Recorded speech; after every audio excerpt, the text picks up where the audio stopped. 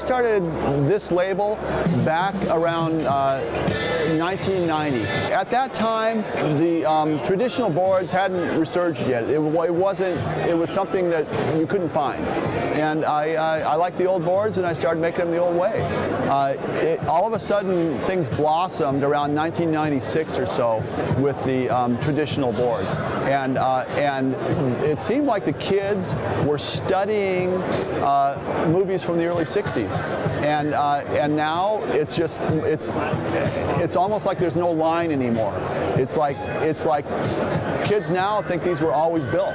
You know, it's like they don't necessarily get the connection to the 60s, whereas those kids back in the 90s did, and now the kids now are studying the kids from the 90s, you know, or from 2000, you know. So it's interesting to see the whole thing kind of change and morph as the new kids come up, but a lot of them are way into it, and that feels pretty good. My new model is the Blackboard. It's a model for a guy named Mike Black, who has a website called surfboard.com. And the Blackboard is something we've developed over the last year based on us riding these boards, riding the old ones and everything. And I really don't ever base a board on anything that's newer than the original era. So the Blackboard is like 1955, 1956, you know, that era when Velzy first started making them. And I feel those are the purest and the finest pigs. And that's where I went back to kind of research making these.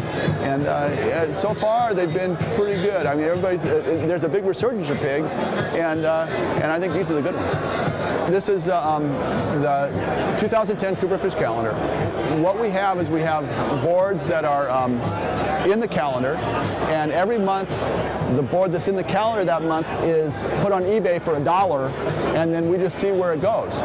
So, and it's been going pretty good. But what they have done for me is they gave me a place to show the surfboards that are being auctioned, and they have a home in the South Coast Plaza in their satellite gallery and in their museum. And I got my boards in that museum, and that's so huge to me. It's unbelievable. I mean, you know, you got to pinch me.